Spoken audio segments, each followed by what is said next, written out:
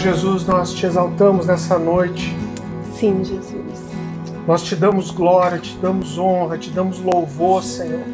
Nós prestamos o nosso culto ao Senhor. Nós abrimos a nossa casa, o nosso coração, a nossa vida. Nós estamos aqui porque nós te amamos, nós precisamos do Senhor. Nós temos sede do Senhor, a nossa alma anseia, Pai. Nós precisamos, Senhor. Nós precisamos tanto, Senhor.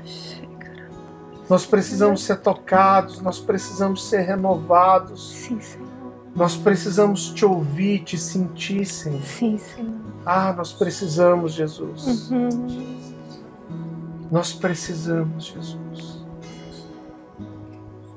Seja muito bem-vindo. Eu sei que você está aí na sua casa, talvez no carro, em qualquer lugar que você possa estar. Eu quero te convidar a estar aqui com a gente na sala da nossa casa. Você é muito bem-vindo à nossa casa. O que a gente quer é que esse ambiente de mesa, de casa, inunde a sua casa, que você se sinta aqui conosco. Por isso nosso convite sempre é para que você não seja um espectador, mas que você prepare, preste seu culto aí ao Senhor. A gente tem adorado junto, tem sido tão especial. E nós queremos agora sentar à mesa do Senhor e nos servir da palavra dele. Eu estou aqui com a minha esposa, a Dani, tá linda.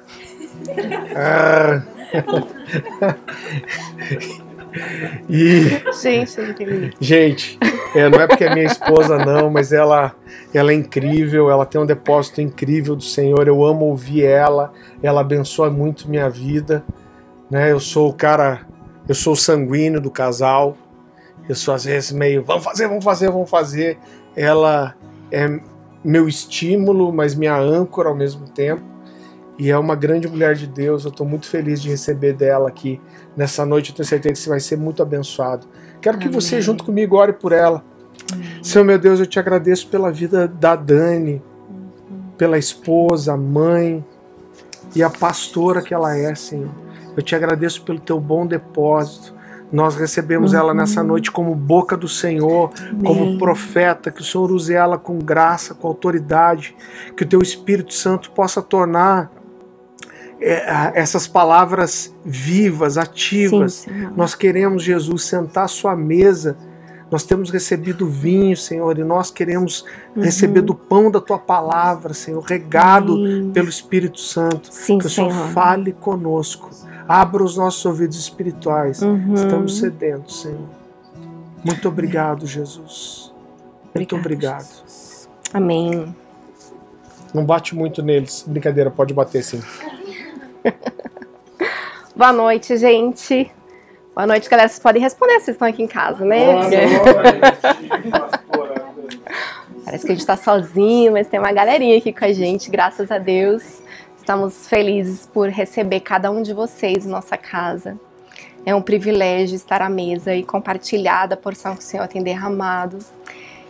E a mensagem dessa noite que eu queria compartilhar com vocês é algo que o Senhor tem borbulhado no meu coração.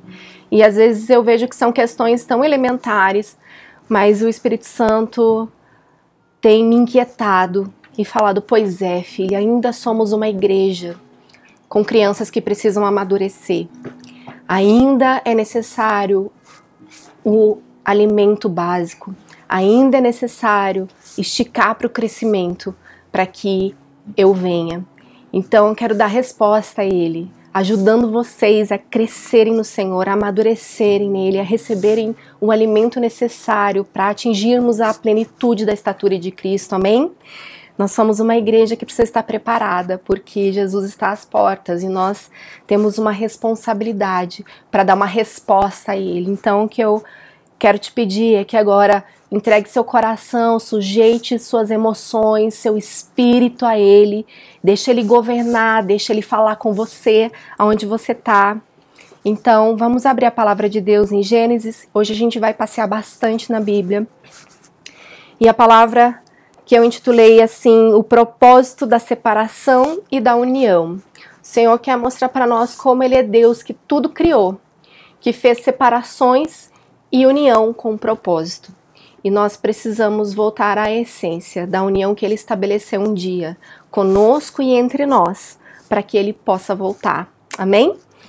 A palavra de Deus fala em Gênesis 1, de 27 a 28. Criou Deus o homem à sua imagem, a imagem de Deus o criou. Homem e mulher os criou. Deus os abençoou e lhes disse: sejam férteis e multipliquem. Encham e subjuguem a terra. Dominem sobre os peixes do mar, sobre as aves do céu e sobre todos os animais que se movem pela terra. Aí nós vamos para Gênesis 2, 24 e 25. A palavra de Deus diz assim: por essa razão o homem deixará pai e mãe e se unirá à sua mulher, e eles se tornarão uma só carne. O homem e sua mulher viviam nus e não sentiam vergonha. Aí em Gênesis 3, do 6 ao 7, a palavra de Deus fala: vendo a mulher que a árvore era boa para se comer, agradável aos olhos e árvore desejável para dar entendimento, tomou-lhe do fruto e comeu e deu também o marido, e ele comeu. Abriram-se então os olhos de ambos e, percebendo que estavam nus, coseram folhas da figueira e fizeram cintas para si. Então, alguns textos para a gente poder ter base para falar de um Deus que cria tanto para separar propósitos quanto para unir também. Então a gente viu Deus desde a criação. A primeira separação que ele fez foi de luz e trevas. Então ele criou águas e águas e separou águas de terra, separou dois luzeiros, um para o dia e outro para a noite, e Deus foi fazendo separação com o seu propósito. E quando ele criou um homem, fez o homem e a mulher e os uniu, e uniu com o propósito de multiplicação. E essa é a base que eu quero trabalhar com vocês, a união de Deus que visa multiplicação. Mas eu acho interessante que os textos deixam claro situações que aconteceram ali e que hoje, se a gente olhar para a nossa vida, para a nossa jornada, a gente vai identificar consequências que nós também sofremos. Então, existe a natureza adâmica em nós, algumas consequências que sofremos, por isso tivemos que escolher Jesus para nos salvar, para nos resgatar, para sermos um novamente com o Senhor, porque o pecado nos separou de Deus. Mas eu quero falar sobre essas consequências da mente dividida, porque no momento em que eles optaram por experimentar do fruto daquela árvore, a mente deles se separou. E a gente vê claramente a mudança e essa ruptura na mente quando eles se percebem nus. Então, eles estavam ali, e no primeiro texto ali que eu li, na verdade, Gênesis 2, 24 e 25, fala: o homem e sua mulher viviam nus e não sentiam vergonha. Então, a gente está falando da mentalidade, de um sentimento que havia, que era de não haver vergonha. Não tinha vergonha ali. Mas no momento que eles pecaram, seus olhos abriram, e o sentimento foi de vergonha, porque eles estavam nus. E eles se perceberam nus. Então, entrando nas consequências que eu quero que você identifique, que não aconteceu somente com eles, mas que até hoje nós carregamos, para que a gente possa ser livre dessa mentalidade dividida de Deus. Nós precisamos ter uma mente com o Senhor, nós precisamos ser um com Ele, e nós precisamos da ajuda do Espírito Santo. Então esse é um momento chave que eu quero que você abra o seu coração, no entendimento que eu sei que vem da graça de Deus sobre a sua vida, em tentar reconhecer os pontos em que você está com ainda a mente dividida, separada de Deus, porque são ainda comportamentos que mostram a nossa natureza adâmica, que mostram a nossa origem, mas o Senhor já nos reconciliou através de Cristo, amém? Nós temos o perdão do Senhor Jesus, que nos une novamente à sua mente, ao seu coração, ao seu propósito. Aleluia! E vamos lá então? A primeira consequência que a gente tem ali é sobre a nossa percepção. Então, os olhos foram abertos e eles se viram nus. A nossa percepção é afetada. E ela não é só afetada em relação a nós mesmos, mas em relação ao outro. Então eles se viram, eles se perceberam. E quantas vezes nós temos nos deparado com uma sociedade que tem tanta dificuldade de se perceber, de se identificar, de constituir uma identidade nele. Porque a forma com que se vê está distorcida, está equivocada. Quantas vezes olhamos para o outro com uma mentalidade errada, deturpada, Porque a forma com que nós nos percebemos, nós também vemos o outro. Aquilo que está projetado em nós e aquilo que nós aprendemos, aquilo que nós distinguimos, nós também vamos fazer com o outro. Então, essa mentalidade distorcida precisa ser quebrada em nome de Jesus. Nós precisamos nos perceber como o Senhor nos percebe, nos ver como o Senhor nos vê. Mas o pecado faz distorção na nossa mente. O pecado faz distorção no nosso entendimento sobre nós mesmos e sobre o outro. Entendido? E o segundo ponto dessa mente dividida é uma mente que não avança, que paralisa. Quando o Senhor voltou na viração do dia, o que aconteceu? Ele ouviu a voz de Deus, Adão, e se escondeu, porque teve medo. É essa a resposta que ele dá. Ele teve medo. E o medo, gente, é um sentimento que Deus colocou no homem. Mas ele tem também a intenção de proteger o homem. Mas o medo também paralisa.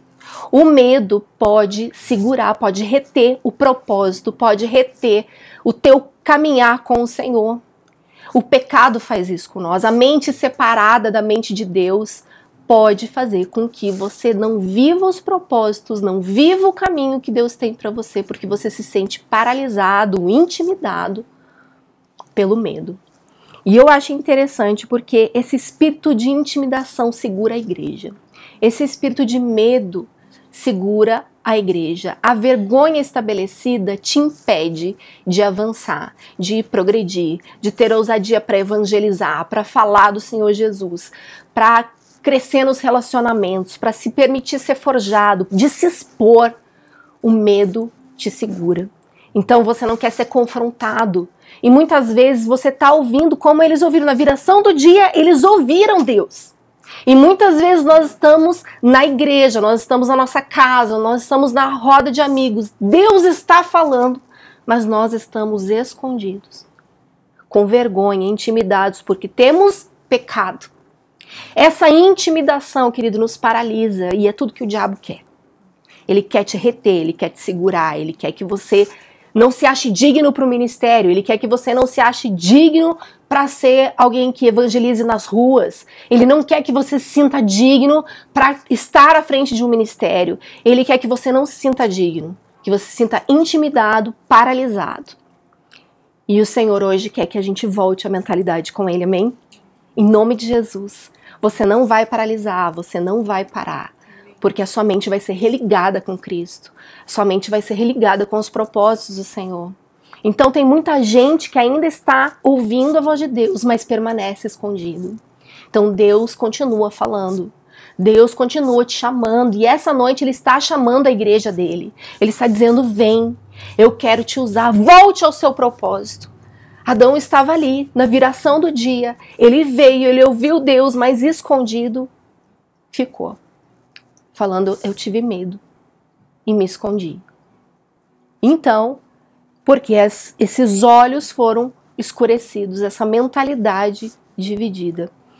E eu sempre compartilho isso, que eu lembro que logo que eu me converti, eu olhei a Bíblia, estava lendo vários trechos e eu descobri que os tímidos não herdariam o reino de Deus.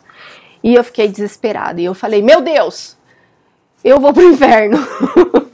Porque eu me considerava tímida. E eu lembro das minhas orações muito sinceras e desesperadas para Deus, falando, Senhor, tira de mim toda a timidez, eu não quero ir pro inferno, eu não quero. Mas eu sentia esse espírito de intimidação, eu achava, tinha certeza que eu era tímida.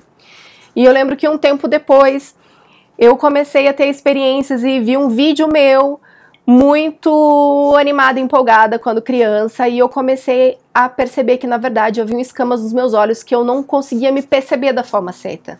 E, na verdade, não habitava timidez alguma em mim.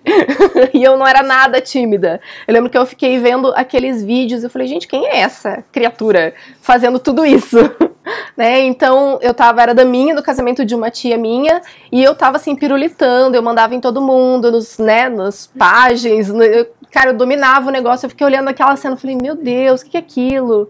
E o Espírito Santo começou a me levar, inclusive, a pegar fotos minhas de quando criança, e eu toda exibida, toda mentindo, toda me achando, assim, nas fotos, cada pose. E eu falei, gente, não tem nada de tímido em mim. Eu não sou essa pessoa, porque daí eu comecei a perceber como eu me posicionava na escola, com os meus amigos, e normalmente eu era líder da gangue, né, líder da turma, dominava o mundo. E eu falei, cara, que mentalidade distorcida. Eu me via da forma errada. E por um motivo, né? Não vou entrar aqui, senão a gente vai entrar para um momento de restauração interior. Mas enfim, nós vamos pular essa parte. Mas eu quero te dizer de como a nossa mentalidade pode estar distorcida. E talvez eu pudesse ser tímida. Mas Deus não tem isso para mim. Ele tem um espírito de amor, de moderação, de ousadia. Então nós precisamos nos apropriar daquilo que Ele fez em nós e quer fazer através de nós. Amém? Então vamos lá. Nós já falamos da percepção sobre nós, a forma com que essa mente dividida pode nos afastar do propósito de Deus. E também, normalmente, nós temos a tendência de justificar o nosso pecado. E aqui é uma situação dramática, porque nós tendemos à dissimulação, que foi exatamente o que Adão fez. Quando o Senhor foi procurar por ele, ele falou que, na verdade, ele estava nu, e daí ele ficou com vergonha, daí ele se escondeu. Mas, na verdade, ele havia pecado. Então, ele justificou o seu comportamento. E eu acho muito interessante esse nosso mecanismo de defesa que funciona o tempo todo. Essa semana, inclusive, o Drummond Lacerda publicou uma frase que eu achei incrível e eu até compartilhei e eu separei aqui para falar para vocês. Falava assim: ser barraqueiro não é ter temperamento forte, ser omisso não é ser calmo. Debaixo do governo de Cristo, barraqueiros são calmos e omissos são ousados. Quem chama de qualidade o que Deus chama de pecado apenas atrasa a sua transformação. Eita! Né? Então, e é o que eu sempre trabalho, porque como psicólogo eu falo muito sobre os temperamentos, sobre os pontos negativos e positivos que nós temos, e nós não podemos nos agarrar a ele. Eu não posso justificar a minha cólera, a minha irritação pelo fato de eu ser colérica, né? Então, assim, eu vou sair dando patada em todo mundo e dizer, desculpa, é que esse é meu temperamento, eu sou assim mesmo, então desculpa aí. E quantas pessoas que a gente vai confrontar, que a gente vai exortar, e as pessoas já têm uma defesa. Falam, ai, mas na verdade, né, o que aconteceu foi isso, porque na verdade foi o que Adão fez. E eu normalmente gosto de olhar para as pessoas, principalmente quando elas são mais íntimas de mim, e eu olho bem nos olhos dela e falo, Adãozinho, né? Porque foi exatamente o que Adão fez. O que ele fez, né? A mulher que tu me deste. E Eva fez o quê? A serpente. A serpente. Então essa é a tendência da nossa natureza. Nós acusamos, nós responsabilizamos o outro, nós dissimulamos sobre o pecado. Então são duas coisas separadas aqui. Nós dissimulamos não, gente. Nós dissimulamos. Não dissimula o pecado por aí. Nós dissimulamos. Nós muitas vezes estamos tentando justificar o nosso pecado. E o outro aspecto é justamente esse, nós responsabilizamos o outro pelo pecado, pelo nosso comportamento.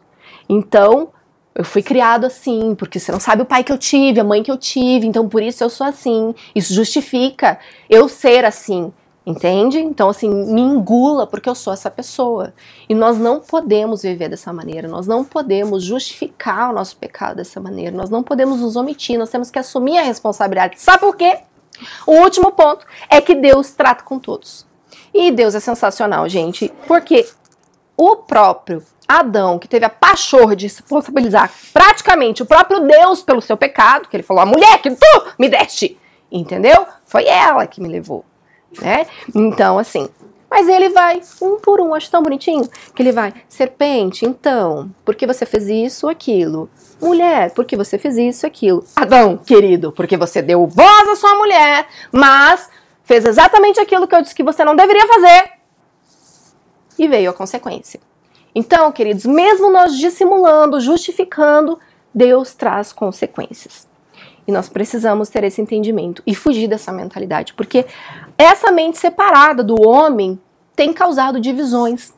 Então, o que entrou no coração do homem? Entrou os ciúmes, entrou a inveja, entrou a facção, entrou a divisão. A ruptura dessa mentalidade.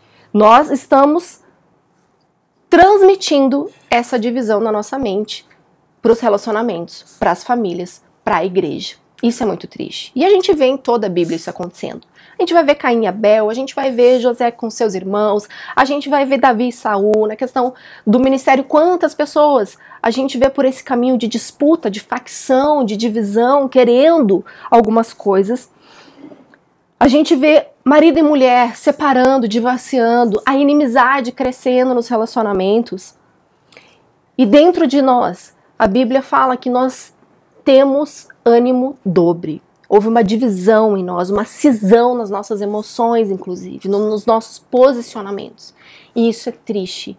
Mas eu quero trabalhar aqui com vocês, porque a Bíblia diz sobre aqueles que têm a mente dividida e aqueles que têm dividido por aí também. Ok? Pronto para a próxima? Vamos que vamos? Vamos lá. Então vamos ver sobre o ânimo dobre. Tiago 1:8 fala: o homem de coração dobre é... Eu peguei para tomar, não tomei, peraí.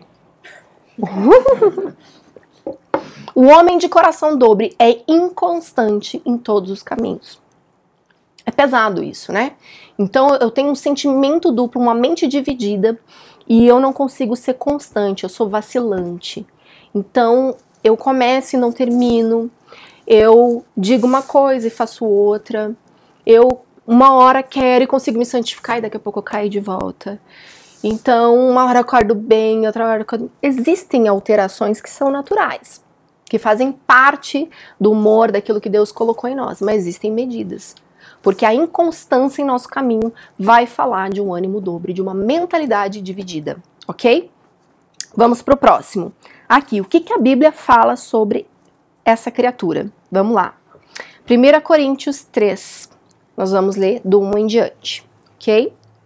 Irmãos, não pude falar a vocês como a espirituais, mas como a carnais, como a crianças em Cristo. Aqui eu já acho pesadíssimo o texto, que ele tá chegando rachando, falando, olha que eu não tô podendo falar com vocês como adultos, eu tô tendo que falar como se vocês fossem crianças. Então a primeira coisa para você que tá com a mente dividida e tendo um comportamento de ânimo dobre, ele tá dizendo, criança, você é uma criança, tá?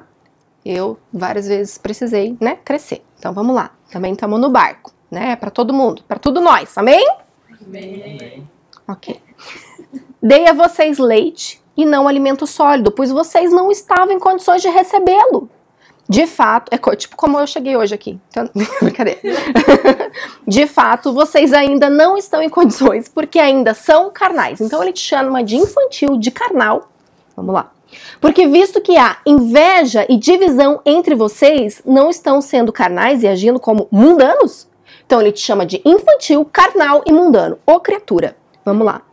Pois quando alguém diz, eu sou de Paulo, eu sou de Apolo, não estão sendo mundanos? Afinal de contas, quem é Apolo? Quem é Paulo? Apenas servos por meio dos quais vocês vieram a crer, conforme o ministério que o Senhor atribuiu a cada um. Eu plantei, Apolo regou, mas Deus é quem fez crescer. De modo que nem o que planta, nem o que rega, são coisa alguma. Mas unicamente Deus que efetua o crescimento. O que planta e o que rega tem um só propósito. E cada um será recompensado de acordo com o seu próprio trabalho. Pois nós somos cooperadores de Deus. Repita comigo, cooperadores de Deus. Cooperadores de Deus. Olha, tem uma igreja aqui, ó. Vocês são lavoura de Deus e edifício de Deus. Amém? Amém? Olha que poderoso. O que planta e o que rega tem um só propósito. Tem um só propósito. Então, ele está querendo unir novamente. Entenda, nada de dividir. Você faz uma coisa, fulano faz outra, e tudo bem, é um propósito, porque nós somos só cooperadores, nós estamos aqui servindo. E não importa quem está fazendo, aonde está fazendo, na posição que ela se encontra. Entende? Então, não adianta você dizer, eu tô com a Dani, eu tô com a Maria, eu tô com a Rebeca. Não importa. Quem tá fazendo? Quem tá dando crescimento? O Senhor. Então eu ganho pessoas na rua, eu ganho pessoas no meio do caminho, e talvez eu diga, querida, eu tenho uma igreja aqui maravilhosa para você, deixa eu te apresentar, vamos lá. Hoje mesmo eu respondi um áudio de uma pessoa que queria levar a amiga para alguma igreja, porque ela evangelizou essa amiga, mas era sócia dela, então elas não podiam, ela não queria se comprometer assim em acompanhar ela na igreja dela, porque eles eram sócios, enfim, aquela coisa, enfim, sei lá. Mas eu falei, puxa, olha, nesse momento eu não consigo receber, eu não posso acompanhar, eu posso apresentar algumas amigas para ver se ela pode ser acompanhada, discipulada, mas, cara, na hora eu lembrei de outra igreja que eu falei, tem uma mulher sensacional lá que vai poder ajudar ela, uma irmã da igreja tal, e eu falei, eu vou te levar lá, e tem uma reunião lá sensacional para mulheres, e se ela tá passando por essa crise, eu tenho certeza que essa pessoa vai ajudar. Então, independente de ser Dani, de ser Débora, de quem for, Deus está dando crescimento. E eu não posso ter essa mentalidade. Amém? Porque ele nos chama de carnais, mundanos e crianças. Pesado, né? Pesado, né? Tiago 3, do 13 ao 16. Quem dentre vós é sábio e inteligente, mostre pelo seu bom trato as suas obras e mansidão de sabedoria. Mas, se tendes amarga inveja e sentimento faccioso em vosso coração, não vos glorieis, nem mintais contra a verdade. Essa não é a sabedoria que vem do ano. Outra coisa que aqui ele começa a falar o que nós somos. Porque isso é terreno, animal e diabólico. Pesado? Porque onde há inveja e espírito faccioso, aí há perturbação e toda obra perversa. Aí essa palavra de sentimento faccioso é eritéia, no dicionário de Strong, tá? Que fala o quê? Propaganda eleitoral, intriga por um ofício, desejo de se colocar acima, espírito partidário, sectarista. E é a mesma expressão eritéia usada nas obras da carne em Gálatas 5,19, falando de discórdia. É a mesma expressão.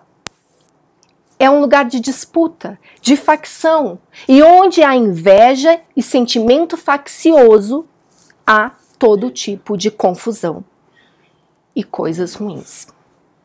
Pesado. Você vive em lugares e já pareceu em alguns momentos que estava num ambiente de confusão, de conflito, dentro da igreja, na sua família, aonde há inveja, há sentimento faccioso, que é eritéia, é o desejo de se colocar acima, um espírito partidarista. Eu sou de fulano, eu sou de ciclano, eu tô aqui, a minha igreja, porque a minha igreja, o meu lugar, o isso e aquilo. É um sentimento faccioso no meio de uma igreja que é infantil, carnal e mundana.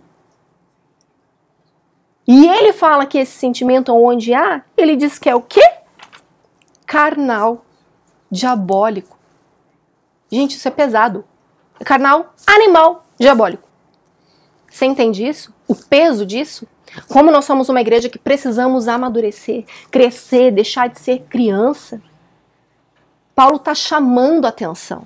Está dizendo, eu não posso falar com vocês como pessoas maduras, porque vocês são crianças. Olha o que vocês estão dizendo. Vocês estão falando que são de ciclano, de fulano? Vocês estão doidos? Não é de ninguém, não. Não importa quem faça. Porque um vai fazer uma coisa, o outro vai fazer outra, mas é Deus que vai dar o crescimento. Para com isso. Amém?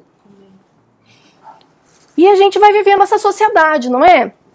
Polarizada, sectarista. Não é à toa. A gente tem trazido para o meio da igreja esse pensamento mundano. Essa posição. Mas Jesus veio para quê? Para um reino só. Para ele ser rei, um governo de sacerdotes que estão aqui para servir, para ser cooperador com ele. Então Mateus 12, 22 vai dizer aqui, todo reino dividido contra si mesmo será arruinado, e toda cidade ou casa dividida contra si mesmo não subsistirá. No verso 3, aquele que não está comigo está contra mim. Aquele que comigo não ajunta, espalha. Então ele está dizendo, nós somos um reino só, e se você dividir aqui, não vai prosperar. Então a gente tem famílias falidas, igrejas falidas, porque dentro delas há divisão. Dentro delas. Não é só a placa lá fora. Não é só a outra família. Mas dentro da estrutura tem divisão. E isso é pesado. Isso não vai subsistir. Não tem como caminhar junto sem a unidade. Sem sermos um. E na oração sacerdotal, Jesus vai fazer em João 17, 21, uma declaração forte para Deus, uma oração que eu quero que você veja comigo. João 17, vamos lá. Do 20 em diante, Jesus está dizendo: minha oração não é apenas por ele, rogo também por aqueles que crerão em mim, por meio da mensagem deles, para que todos sejam um, Pai, como tu estás em mim e eu em ti. Que eles também estejam em nós, para que o mundo creia que tu me enviaste. Deles a glória que me deste, para que eles sejam um, assim como nós somos um. Eu neles e tu em mim. Que eles sejam levados à plena unidade, para que o mundo saiba que tu me enviaste e os amaste como igualmente me amaste. Olha que poderoso. Jesus está orando e falando: eu oro para que eles sejam um, eu oro para que eles sejam um, eu oro para que eles entendam e vivam a plenitude da unidade. Você consegue perceber quantas vezes ele fala de sermos um, de termos unidade, de chegarmos à plenitude da unidade nesse texto? Para quê? Ele está dizendo: o Senhor os resgatou, o Senhor restaurou através de mim essa aliança. E eles precisam revelar isso ao mundo. Então, a união que mantém o mesmo propósito original de Deus, que quando fez homem e mulher, ele fez com o propósito de multiplicar, essa mesma união é estabelecida como igreja. Ele quer que a igreja seja unida para multiplicar. Ele quer que a igreja tenha a plenitude da unidade para que o mundo reconheça. E se nós temos tantos perdidos ainda, tantos precisando de salvação, provavelmente, queridos, nós não estamos atingindo a plenitude dessa unidade, porque as pessoas não estão reconhecendo Jesus em nós. Eles não estão vendo que o Senhor os ama. Eles não estão enxergando uma família espiritual, uma família que eles possam pertencer. Mas há no nosso meio ainda crianças, pessoas carnais, com atitudes que são facciosos, pensamentos, sentimentos facciosos. E nós estamos o quê? Separando o que Jesus disse que era para ser unido, para que ele possa ser visto. Amém? E em Efésios 4, do 1 em diante, nós vamos ler também juntos.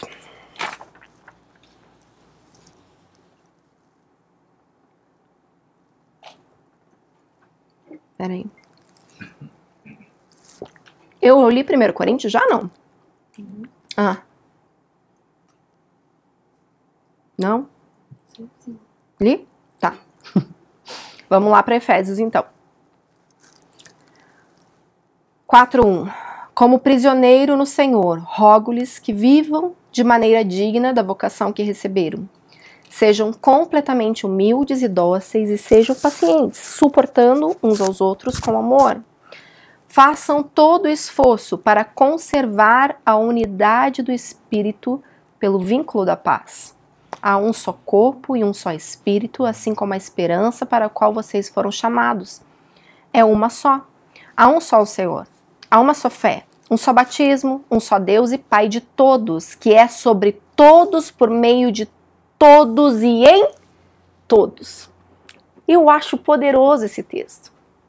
E eu lembro de quantas vezes exortar as minhas ovelhas a respeito de tudo, porque ele age em todos por meio de todos. Você consegue pensar em todos? E você consegue pensar o seu comportamento em relação a todos? Quantas vezes nós julgamos, excluímos, ofendemos parte de Deus? Você consegue imaginar que, na verdade, quando você está entrando num lugar de condenação, de julgamento em relação ao teu irmão, quando você está ferindo, você não está fazendo somente a ela, você está fazendo ao próprio Deus, porque ele é tudo em todos. Então, quando nós fazemos divisão, a separação, nós estamos fazendo com o próprio Deus. Então você pensa que está fazendo isso somente com alguém porque alguém te feriu. Você está separando alguém da sua vida porque alguém te feriu. Você está tirando do seu vínculo, do seu lugar de relacionamento porque alguém te feriu. Só que você entende que ela é parte de um corpo, que ela representa o próprio Deus nessa terra. E existem distinções, queridos. Eu entendo que há estações das nossas vidas que nós passamos a conviver com outras pessoas, a ter relacionamento com outras pessoas, novas estações, e tudo bem. Se o Senhor te levou a esse lugar, se você não está fugindo de uma situação, se você não está fugindo do confronto, se você não está fugindo dessa parte do corpo de Cristo. Porque o propósito do Senhor é a reconciliação, é que você seja um ainda, mesmo que alguém tenha te ofendido. E você deve a ela perdão, porque o perdão condiciona a sua salvação.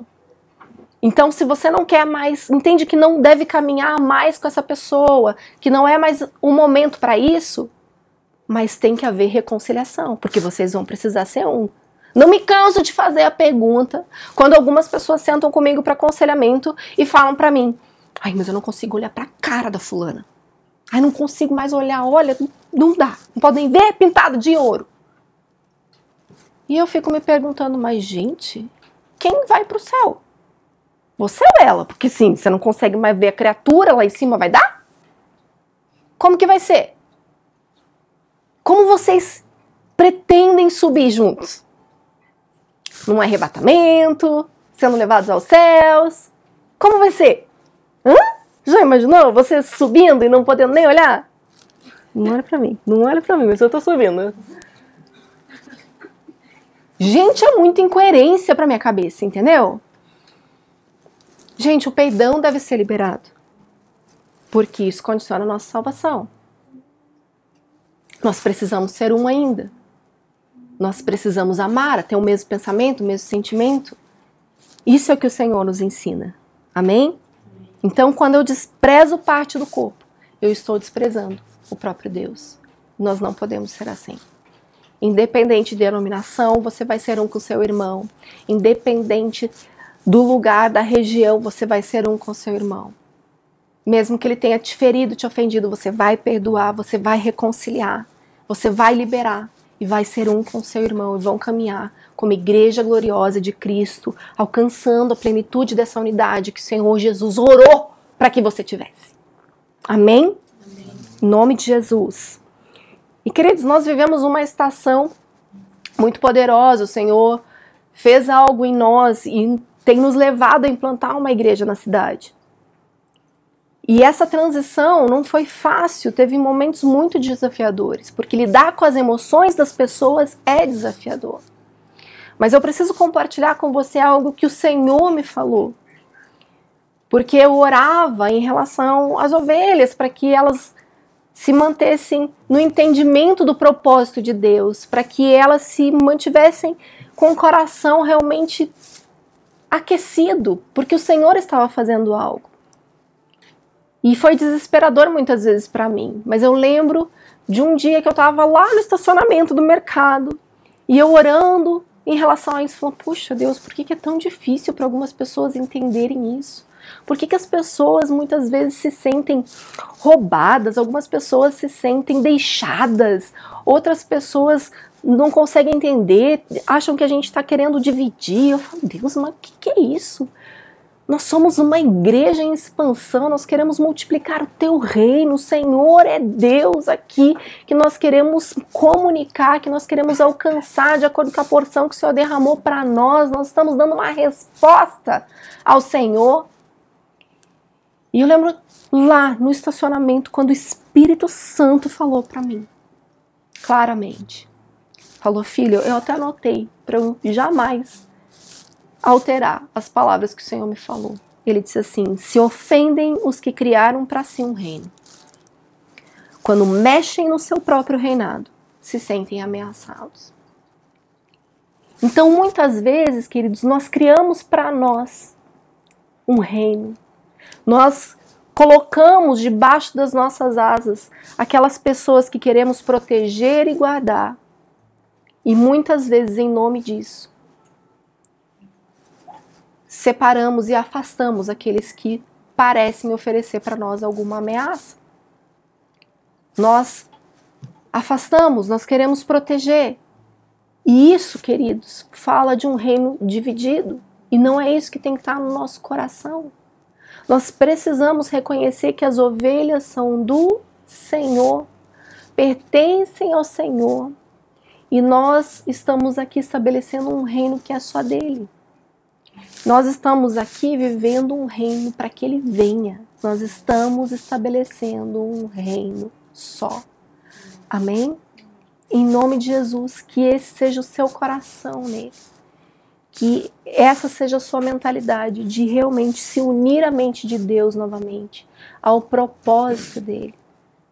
Atos 2 vai falar assim, vamos lá, texto bem conhecido nosso. E perseveravam na doutrina dos apóstolos, na comunhão e no partir do pão, e nas orações. Em cada alma havia temor, e muitas maravilhas e sinais se faziam pelos apóstolos. Todos os que criam estavam juntos e tinham tudo em comum. Vendiam suas propriedades e fazendas e repartiam com todos, segundo cada um tinha necessidade. E perseverando unânimes todos os dias no templo e partindo o pão em casa, comiam juntos com alegria e singeleza de coração, louvando a Deus e caindo na graça de todo o povo. E todos os dias acrescentava o Senhor à igreja aqueles que se haviam de salvar. Essa igreja é sempre falada por nós. Atos 2. Nós queremos viver a igreja de Atos. Nós queremos nos manter unânimes. Nós queremos nos manter juntos. E glória a Deus, gente, porque realmente nós temos visto todo o movimento de unidade nessa cidade. Nós temos visto Semana de Avivamento nascendo, a comunidade de alcance que nos abençoou para que esse reino se expanda, que nos liberou para que isso acontecesse. É uma igreja que tem visão de reino, para que possamos estabelecer na cidade parte do reino, parte do corpo de Cristo. E a gente tem visto outros movimentos na cidade. Isso é precioso.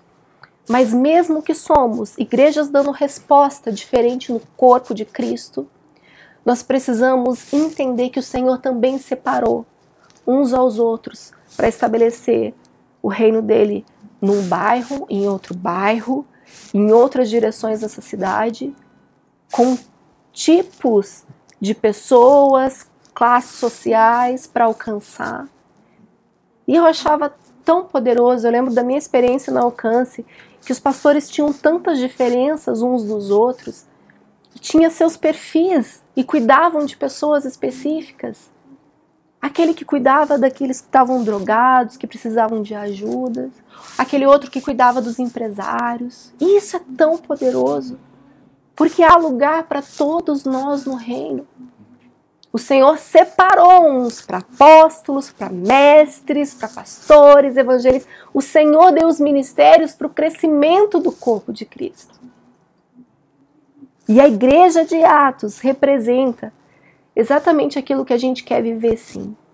Mas tem características nessas vidas e eles perseveravam em na doutrina, na comunhão, no partir do pão e nas orações. Eles perseveravam, isso quer dizer, eles estavam lá, dia após dia, sendo obedientes na doutrina, na meditação da palavra, na comunhão, que é o relacionamento, no partir do pão, que é o compartilhar o que se tem. E hoje nós compartilhamos o pão, o alimento que é a própria palavra de Deus, e nas orações. Eles estavam juntos. E depois no final ele repete que eles também perseveravam unânimes, todos os dias, no templo e nas casas, eles estavam ali juntos. E esse tem que ser o nosso coração, de unificar novamente a nossa mente com o Pai e o nosso coração uns com os outros. Essa é a mensagem que o Senhor me entregou para essa tarde. E eu quero pedir que você tenha esse tempo de discernir se a sua mentalidade está unida com Ele. Se você não tem sido vacilante e inconstante com ânimo dobre. se não tem no seu coração um sentimento faccioso, se você não tem procurado os seus próprios interesses, se você tem entendido o propósito de ser um nessa terra, que há o propósito maior, que é de multiplicar, que é de revelar quem Deus é. Nós fomos chamados para isso. O propósito da união é a multiplicação. O propósito de sermos um é revelar quem Deus é. Esse é o nosso chamado. Então, aonde você estiver e aqui comigo, baixe sua cabeça, feche seus olhos, que eu quero orar por você, abençoar a sua vida. Que você tenha um entendimento e possa crescer, amadurecer, deixar de ser filho mimado, deixar a carnalidade, deixar de viver como mundano, deixar de viver como criança, entendendo que aquilo que é terreno, animal e demoníaco, que é o sentimento faccioso, precisa ser abandonado, deixado, e a nossa mente religada com Cristo, e sermos corpo, juntos, unidos um com o outro, amém? Senhor, nós nos apresentamos a Ti, nós pedimos, Espírito Santo, a Tua ação aqui, o Teu mover em nós. Vem, Senhor, e revela onde há facção no nosso coração, a divisão no nosso entendimento, aonde estamos ainda desconectados, Deus, com o Teu propósito, Senhor, com a Tua vontade. Nos perdoe, Deus. Nos perdoe, Pai, porque muitas vezes temos nos omitido, nos escondido, Pai. Dando desculpa, Senhor, justificando o pecado, Senhor. Nos perdoa, Deus, nos perdoa, Pai. Nós queremos, Senhor, o Teu sangue fazendo separação agora entre nós e as trevas. E trazendo o entendimento dessa mentalidade contigo. Essa unidade contigo, tendo o mesmo sentimento que o Senhor teve. E através, Pai, desse poder que opera em nós, Senhor, nós possamos perdoar, liberar pessoas, Senhor, e assumir a responsabilidade, Senhor, de cumprir o Teu propósito nessa terra, que é de Te anunciar através, Pai, dessa unidade que precisamos ter uns com os outros, como igreja nessa terra. Em nome de Jesus, desperta-nos, Senhor. Desperta-nos, ó Deus. Desperta-nos, Senhor. Que possamos tirar os olhos, Senhor, uns dos outros, Pai, no sentido de trazer julgamento, condenação, Senhor, ferindo quem o Senhor é, ferindo o Teu corpo, disputando uns com os outros. Não é esse o lugar que o Senhor tem, nós sabemos disso e nós pedimos, nos perdoe. Nos perdoe por buscarmos os próprios interesses. E isso não fala do Seu amor. Porque nós não podemos ser egoístas, porque isso não fala de quem o Senhor é. Nós precisamos olhar para esse reino que precisa expandir, crescer. Pessoas precisam ser salvas, Senhor. Gera em nós, Senhor, gera em nós esse temor. Gera em nós, Senhor, a responsabilidade. Gera em nós, Pai, esse senso de pertencimento a Ti, Senhor, e uns dos outros. Para que o Senhor possa vir. Para que o Senhor possa nos encontrar. Para que o mundo possa Te reconhecer, Senhor. Em nome de Jesus, essa é a minha oração. Eu Te agradeço, Senhor.